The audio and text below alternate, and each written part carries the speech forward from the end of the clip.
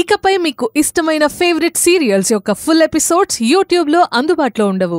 కేవలం సన్నెక్స్లో మాత్రమే ఫ్రీగా చూడొచ్చు. డాక్టర్ సుష్మిత గారిని కలవాలి. మీరు వెళ్ళి కలవచ్చు. సుందరి మేము కూడా ఈ డాక్టర్ గారిని కలవాల్సిందే. అవునా, చాలా మంచి ఆవిడ. రండి కలిసి వెళ్దాం.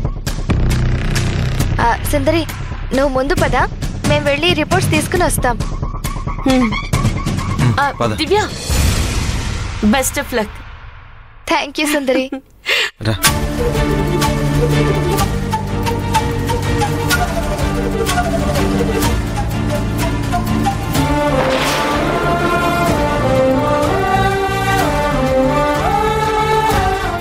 ఇదేంటి అందరూ కలిసి వెళ్లకుండా చెరో ఒకవైపు వెళ్తున్నారు? అంటే వీళ్ళంతా ఇక్కడికి వచ్చాక అనుకోకుండా కలిసారా? సరే, మనం సుందరిని ఫాలో చేస్తే సరిపోతుంది.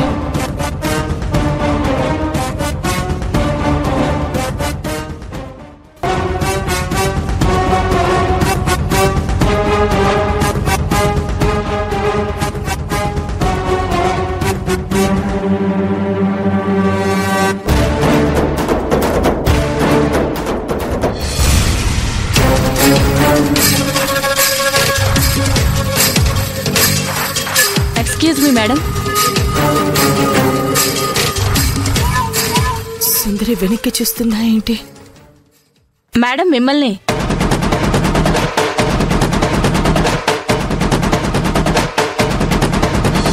సారీ మేడం, మిమ్మల్ని కాదు, మీ ముందున్న ఆవిడ్ని. ఆవిడ రిపోర్ట్స్ చేంజ్ అయ్యాయంట.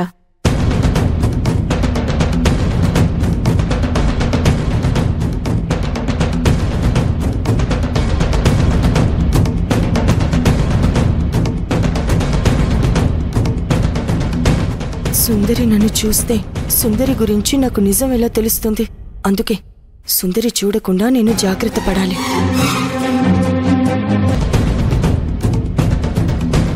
సుందరి నన్ను చూస్తే సుందరి గురించి నాకు నిజం ఎలా తెలుస్తుంది?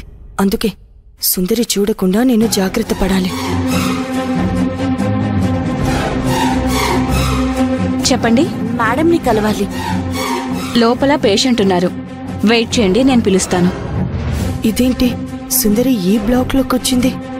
ఇక్కడ గైనిక్ డాక్టర్ ఒక్కరే కదా, డాక్టర్ సుష్మిత గారు. అంటే సుందరి ఈ డాక్టర్ దగ్గరే చూపించుకుంటుందా?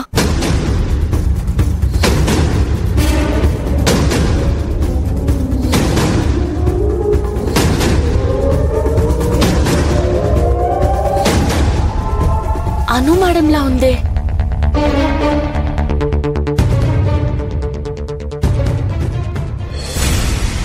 అచ్చం అను మేడంలానే ఉంది. నేను అను మేడం గురించి పదే పదే ఆలోచించడం వల్ల అందరూ నాకు అను మేడంలా కనిపిస్తున్నారనుకుంటా.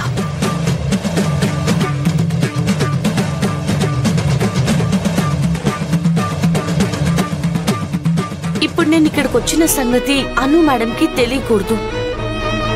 డాక్టర్ స్పెషల్ కేర్ తీసుకుంటుంది కాబట్టి నన్ను స్పెషల్ గా రమ్మని కాల్ చేసింది. నేను అను మేడంకి ప్రమాదం జరుగుతుందేమో నా ఆలోచనతో ఏం చేస్తున్నానో అర్థం చేసుకుండా గర్భాన్ని కేర్ గా చూసుకోకుండా ఆ రౌడీలతో గొడవకి దిగడం పొరపాటే, ఒప్పుకుంటాను.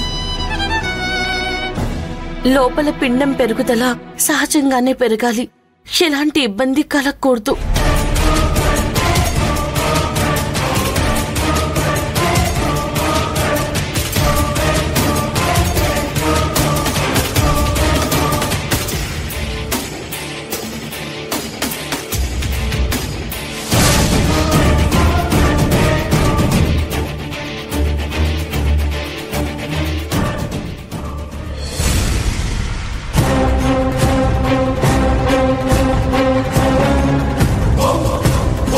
ఇదేంటి దివ్య వాళ్ళు ఇందాక అటుగా వెళ్లారు కదా, మళ్ళీ ఇటువైపే వచ్చేస్తున్నారు.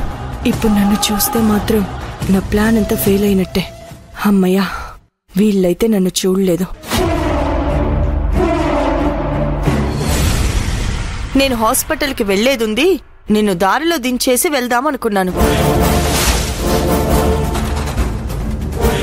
ఏంటి, మేడం హాస్పిటల్కి వచ్చిందా?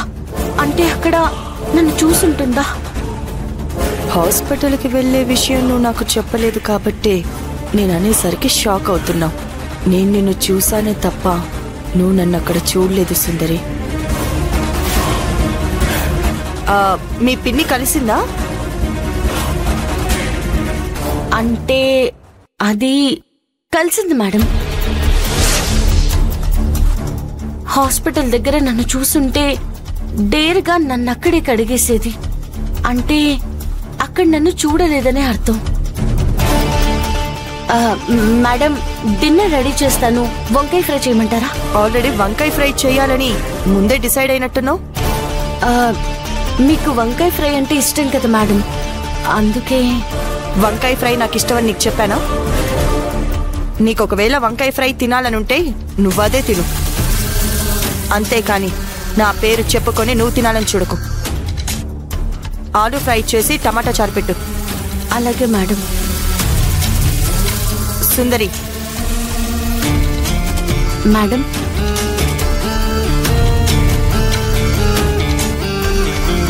చెప్పండి మేడం. చెప్పండి మేడం, ఏదో చెప్పాలనుకుని పిలిచారు. కార్తిక్ ఎక్కడా?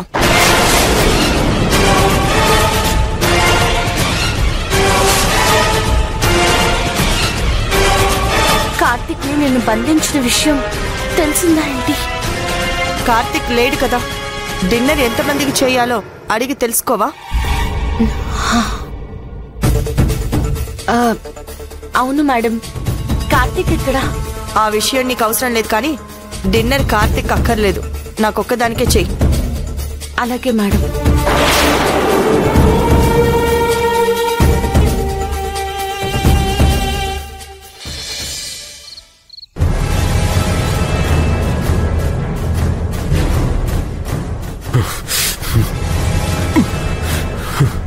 సుందరి కళ్ళు బైర్లు గమ్ముతూ ఒళ్ళంతా నీరసంతో బాడీ మొత్తం చెమటలతో చచ్చుపడిపోతున్నట్టుగా ఉంది.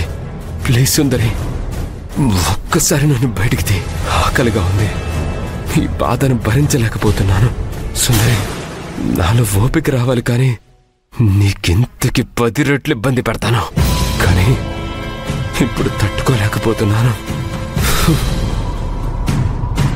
మమ్మీ ఆస్తి డాక్యుమెంట్స్ ఇంకేమైనా మమ్మీ రూమ్లో ఏమైనా పెట్టుంటుందా? ఆస్తి మొత్తం ఎంతుంటే అంత పల్లవి పేరు మీదే పెట్టిందా?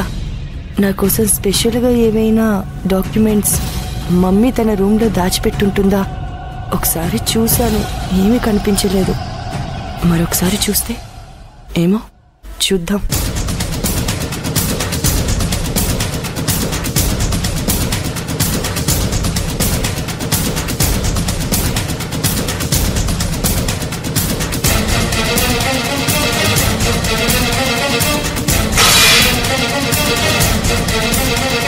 ఇదేంటి, అను మేడం ఆ స్టోర్ రూమ్ వైపు వెళ్తుంది.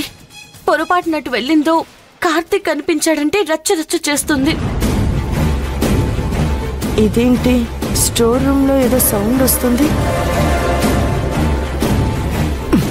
సుందరి, నన్ను విడిపించి సుందరి, ప్లీజ్.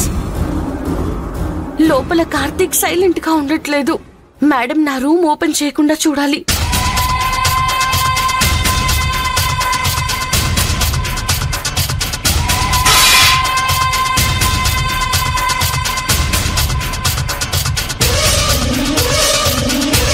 ఏమైంది సుందరి?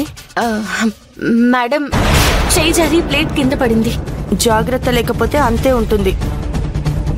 వస్తువులు నువ్వు డబ్బు పెట్టి కొనింది కాదు కదా, నీ ఇష్టం వచ్చినట్టు పడేస్తున్నావు. జాగ్రత్త లేకపోతే ఇలాగే ఉంటుంది. కావాలని వేయలేదు మేడం, అనుకోకుండా చేయి జారిపోయింది.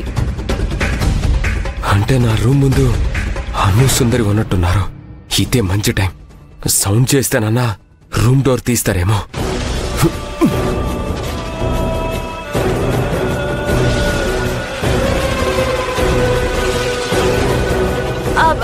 మేడం, ఏంటో చెప్పు. కాఫీ పెట్టమంటారా? ఈ టైంలో కాఫీనా? ఏ, నీకు తాగాలనిపిస్తుందా? ఇంకోసారి ప్లేట్ పడేస్తే ఈసారి ఖచ్చితంగా కోపంతో మేడం నా దగ్గరకు వచ్చేస్తుంది.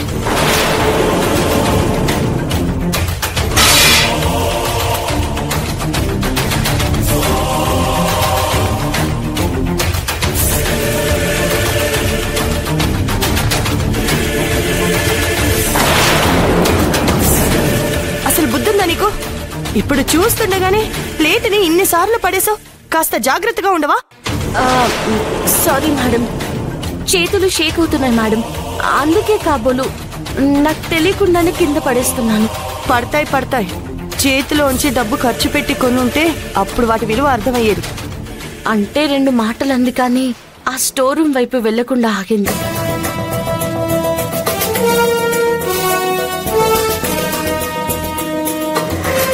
ఇదేంటి? అప్పుడు ఆస్తికి ఆస్తి వస్తుంది. భార్య శీలాన్ని కూడా ఆస్తి కోసం బజార్ను పెట్టిస్తున్నావంటే నువ్వు మావులుడు కాదురా. ఆ సుందరి నన్ను రూమ్లో పెట్టి టార్చర్ పెట్టింది. ఇంతకు 10 రెట్లు నేను నా కక్షను తీర్చుకుంటాను.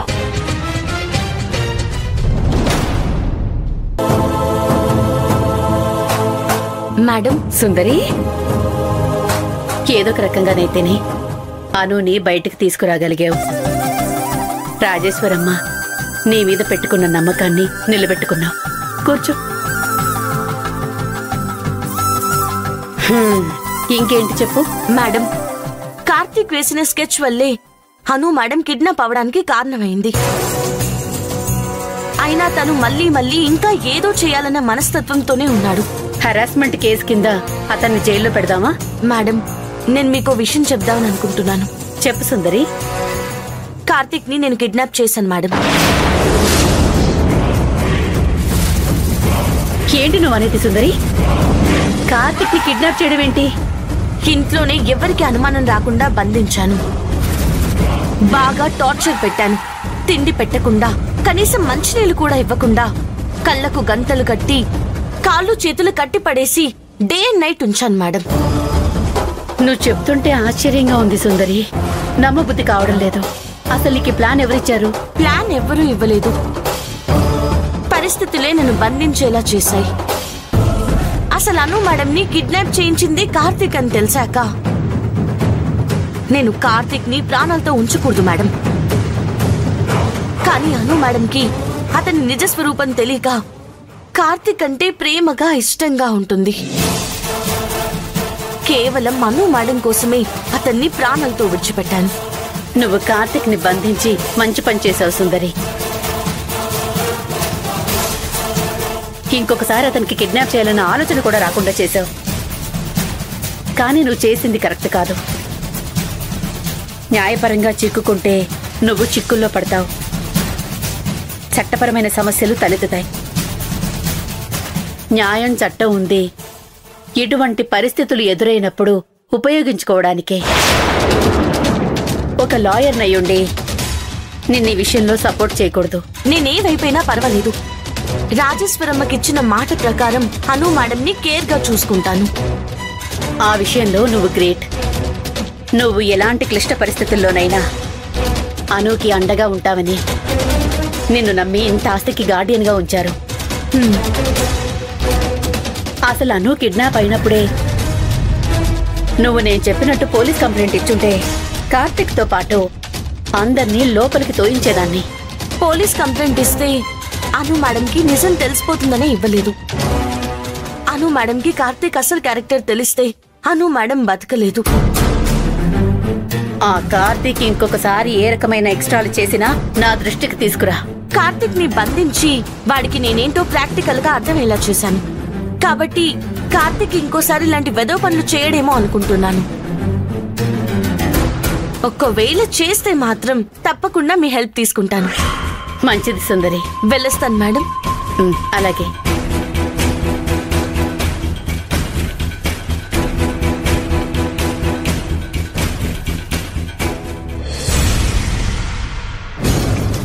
సుందరి, నువ్వు నాకిచ్చిన పనిష్మెంట్కి నీకు డబల్ ఇస్తాను.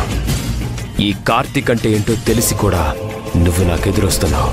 చూస్తా. నువ్వు కడుపుతో ఉన్నట్టుగా ప్రూఫ్స్ దొరకాలి. అప్పుడు ఈ కార్తీక్లో ఉన్న ఉగ్ర నరసింహుణ్ణి చూస్తావు. ఇంట్లో సుందరి లేదు, అను లేదు. సుందరి రూమ్లో సుందరి ప్రెగ్నెంట్ అన్నట్టు ప్రూవ్ చేసేవి ఏమన్నా దొరుకుతాయేమో చూడాలి.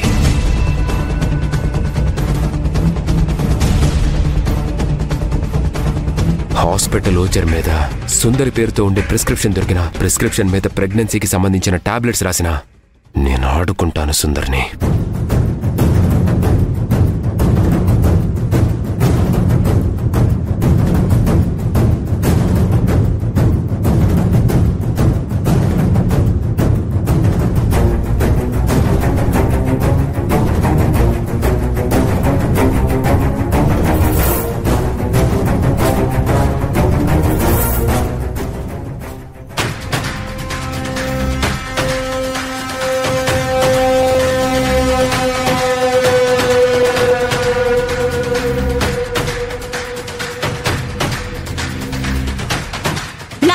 ఎందుకొచ్చావు?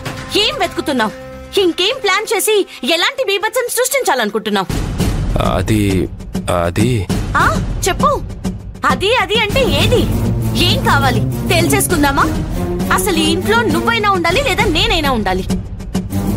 లాయర్ భారతి గారు డాక్యుమెంట్స్ ఇచ్చింది కదా, వాటి కోసం వచ్చాను. నువ్వు దేనికోసమైనా రా, దొరలారా. క్షమించు స్వామి, సుందరి నీ దగ్గరికి రాలేదని అర్థమైపోయింది. వెళ్ళాను మేడం, నేను గుడికి వెళ్ళాను.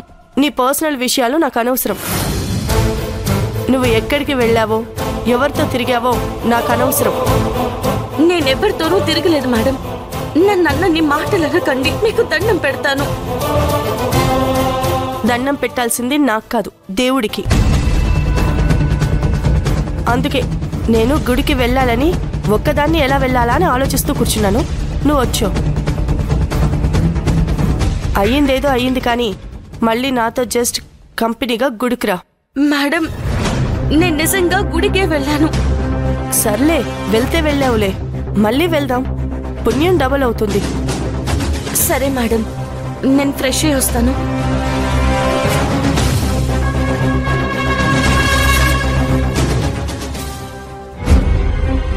కార్తిక్, ఇప్పుడు గుళ్ళోనే తను కడుపుతో ఉన్నాననే నిజం చెప్పిస్తాను. ఎలాను బేబీ? నా ప్లాన్ నాకుంది. అక్కడ సుందరికి దేవుణ్ణి లైవ్ లో చూపిస్తాను.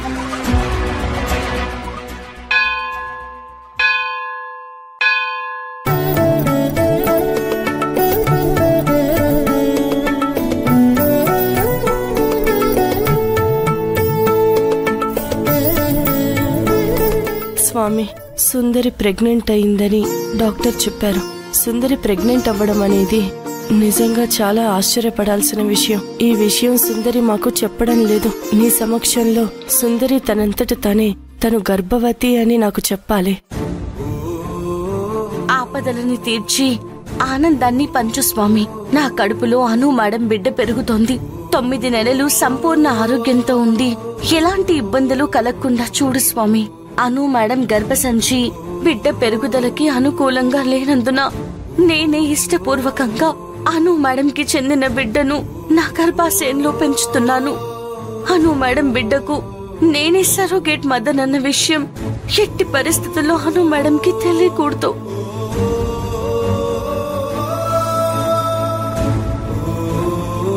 స్వామి, ముందు సుందరి ప్రెగ్నెంట్ అని తెలిస్తే ఆ ప్రెగ్నెన్సీకి కారకుణ్ణి నేను పట్టుకుంటాను. సుందరిని నిలదీస్తాను. క్యారెక్టర్ సరిగ్గా లేని సుందరిని 250 కోట్లకి గార్డియన్ గా ఎందుకు ఉంచుతారు అని కోర్టులో ఆస్తి కూడా మళ్ళీ పిటిషన్ వేస్తాను. అను మేడంకి ఇప్పుడు నేను బిడ్డని కానీ అప్పచెప్పే వరకు సరోగసికి ఒప్పుకుంది నేనే అన్న విషయం తెలియనివ్వకు. ఆ సరోగసి మదర్ని నేనే అని తెలిస్తే బిడ్డని కూడా తీసుకుంటుందో లేదో అనే సందేహం.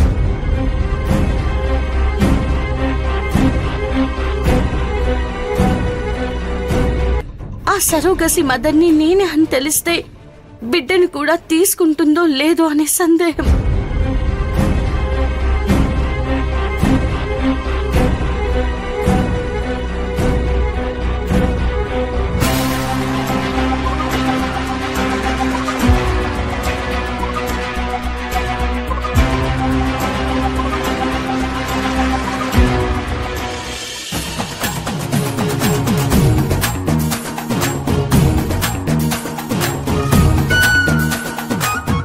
దేవుణ్ణి ఏమని కోరుకున్నావు సుందరి? మీకన్ని విధాలా ఆ దేవుడు సహాయం చేయాలని కోరుకున్నాను మేడం. మీరేమని కోరుకున్నారు మేడం? నీ వేషాలన్నీ ఈ రోజుతో ఆగిపోవాలని. నీకు కడుపు ఎలా వచ్చిందో ఎవరు చేశారో చెప్పు స్వామి అని కోరుకున్నాను.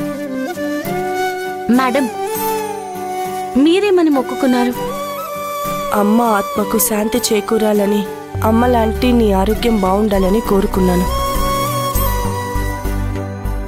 ఏమండి, అభిషేకానికి నీళ్ళు ఎక్కడి నుంచి తీసుకొస్తున్నారు?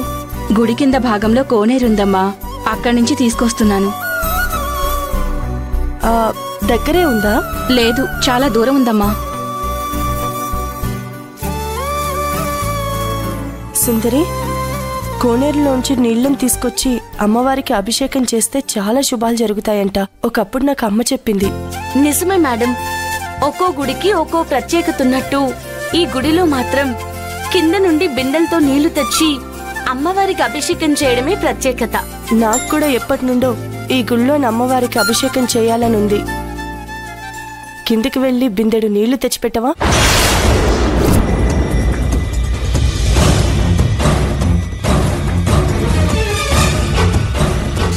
నువ్వు పరుగులు అస్సలు మోయొద్దు. ముఖ్యంగా బిందెలని నడుం మీద పెట్టుకుని మోసే అలవాటుంటుంది. అలాంటి పనులు అస్సలు చేయొద్దు. అవును సుందరి, లేకపోతే నా అంతటా నేను చెప్పేదాన్ని కాదు బాబాయ్. ఇప్పుడు ఇంటికి వెళ్తే ఏం గొడవ అవుతుందో ఏమో. చూడమ్మా సుందరి, నీ బాబాయ్గా నేను చెప్పేది ఏంటంటే, నువ్వు చేసిన పని ఇంకెవ్వరూ చేయరు. ఒక రకంగా నువ్వు అవమానాలు వస్తాయని తెలిసి, ప్రాణానికి ప్రమాదం ఉండొచ్చని తెలిసి, నువ్వు రాజేశ్వరమ్మ కోసం ఇచ్చిన మాటను నిలబెట్టి, ఒక రకంగా చెప్పాలి అంటే నీ ప్రాణాలని పణంగా పెట్టి నువ్వు అనూకి బిడ్డను ప్రసాదించబోతున్నావు. ఇవేమీ ఆలోచించలేని ఆ అనూకి నువ్వు నిజాన్ని చెప్పాయమ్మా. నువ్వు నిజాన్ని దాస్తే అను నిన్ను తూట్లు పడే మాటలతోటి నిన్ను నీ మనసుని నిత్యం ముక్కలు చేస్తూనే ఉంటుంది. బాగా ఆలోచించుకో, ఏదన్నది నీ చేతుల్లోనే ఉంది.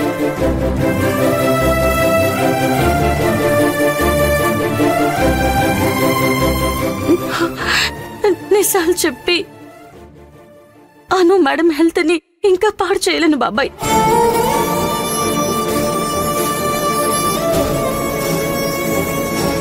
తను నన్నెన్ని మాటలన్నా ఓపిక పడతాను. ఎన్ని రోజులను ఓపిక పడతావమ్మా? ఇది ప్రారంభం మాత్రమే. ఇంకా 9 నెలలు ఓపిక పట్టాలి. బాగా ఆలోచించు.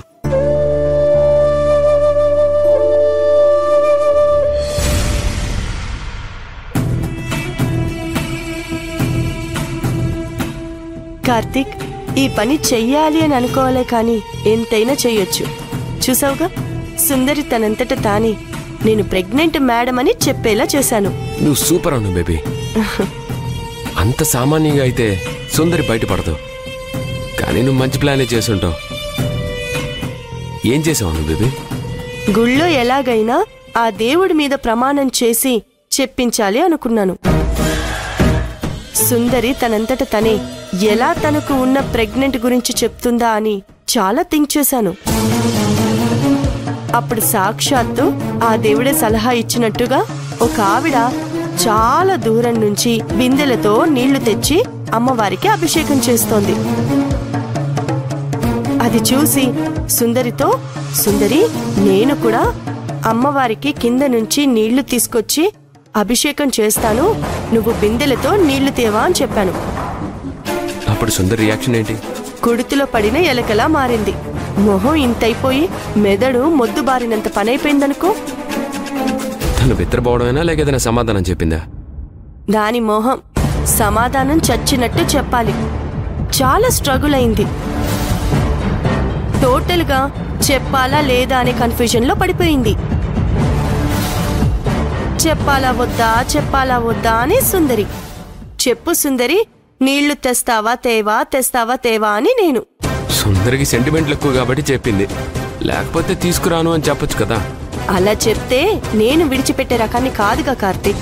నా పోరు పడలేక చివరికి, మేడం నేను బరువులు మొయ్యలేను, నేను ప్రెగ్నెంట్ మేడం అని చెప్పేసింది.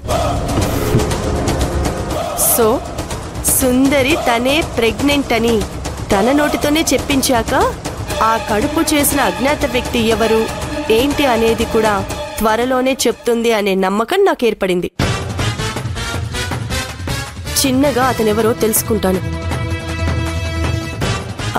అవును కార్తీక్, ఇంతకీ లాయర్ దగ్గర నీ పని ఎంతవరకు వచ్చింది? నేను కూడా లాయర్ దగ్గర ఒక మెట్టెక్కినట్టు అను బేబీ. ఏమన్నారు అది చెప్పు కార్తీక్. గార్డియన్గా ఆస్తి మొత్తానికి సుందరి ఉంది. ఆ సుందరి పేరు గార్డియన్గా తొలగించొచ్చు అని చెప్పాడు. ఆ తర్వాత లీగల్గా మనం ఎన్నైనా చేసుకోవచ్చు. ఏం లేదు కార్తీక్, ఇప్పుడు బురదంతా ఆ సుందరికే రాయాలి. సుందరి తప్పుడు మనిషి అని, సుందరి ఎవరెవరితోనో తిరిగే అలవాట్లున్న వ్యక్తి అని మనం ప్రూవ్ చేయగలిగితే చాలు. అది ఎలాగో చేసేస్తాము బేబీ. మంచి రెస్పాన్సిబిలిటీ ఉన్నప్పుడు, ముఖ్యంగా ఆస్తి మొత్తం మైనర్ పేరు మీద ఉన్నప్పుడు గార్డియన్గా ఉన్నవాళ్ళు చాలా కరెక్ట్ పర్సన్స్ అయి ఉండాలి. సుందరికి బాధ్యత లేదు. తను ఇష్టం వచ్చినట్టు నటిస్తుందని, తిరుగుతుందని మనం నమ్మించాలి. చట్ట వ్యతిరేక పనులు చేయడం అంత కరెక్ట్ కాదు. లాయర్ ఇదే చెప్పాడు. సూపర్ కార్తీక్. లాయర్ ఏం చెప్పాడంటే, ఇప్పుడు సుందరికి అప్పచెప్పిన పని చాలా బాధ్యతతో కూడిన పని. ఇంత రెస్పాన్సిబిలిటీ ఉన్న సుందరి తన పర్సనల్ విషయాల్లో ఇలాంటి ఇల్లీగల్ పనులు చేయడం తప్పు. అది తెలిస్తే తనని సంరక్షకురాలు పదవి నుంచి తీసేయడం కరెక్ట్ అంట. సుందరి కడుపులో బిడ్డకి తండ్రి ఎవరో మనమే కనిపెట్టాలి. వాణ్ణి చిన్నగా మన వైపు తిప్పుకోవాలి. అయితే ఇక్కడ మాట చెప్పాలన్న బేబీ. చెప్పు కార్తీక్. కోర్టులు చట్టాలు అంటే అవి టైం పట్టొచ్చు. అందుకే ఇటు లాయర్ సైడ్ కంటే కూడా సుందరి నుండి నువ్వే త్వరగా ఆ పని చేయగలవు. నేనా? అదేలా కార్తీక్? సుందరికి నువ్వంటే గౌరవం ఉంది. గౌరవంతో పాటు భయం కూడా ఉంది.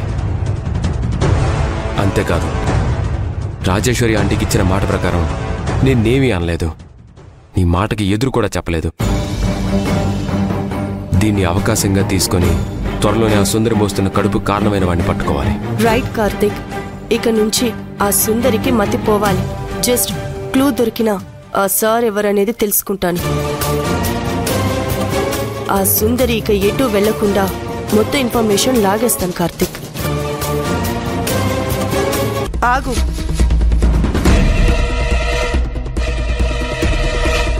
గుళ్ళో నీ కడుపులో పెరుగుతున్న బిడ్డకు తండ్రెవరు అని అడిగితే ఏడ్చుకుంటూ అట్నుంచి అటే వెళ్ళిపోయావు కదా, ఇప్పుడెందుకొచ్చావు? నేనిప్పుడు చెప్పలేను మేడం అని దొంగ ఏడుపుతో వెళ్తుంటే చెప్పలేవేమో, సరాసరి అతగాన్నే ఇంటికి తీసుకొచ్చి చూపిస్తావేమో అనుకున్నాను. ఎక్కడతను? ఏ రానన్నాడా?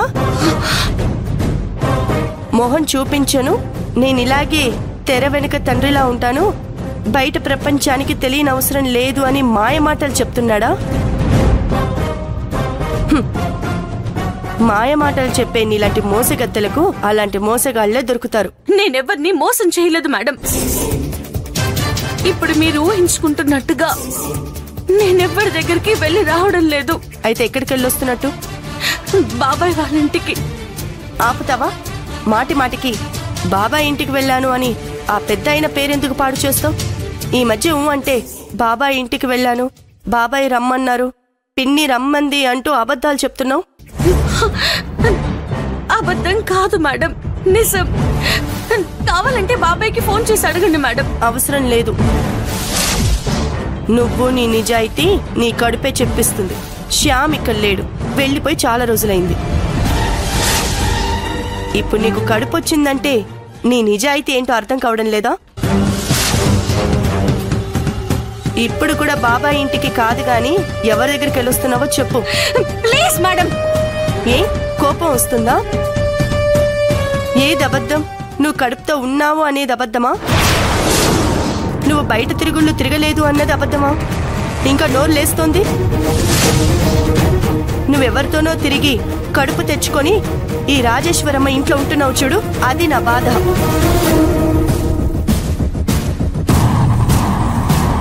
సుందరి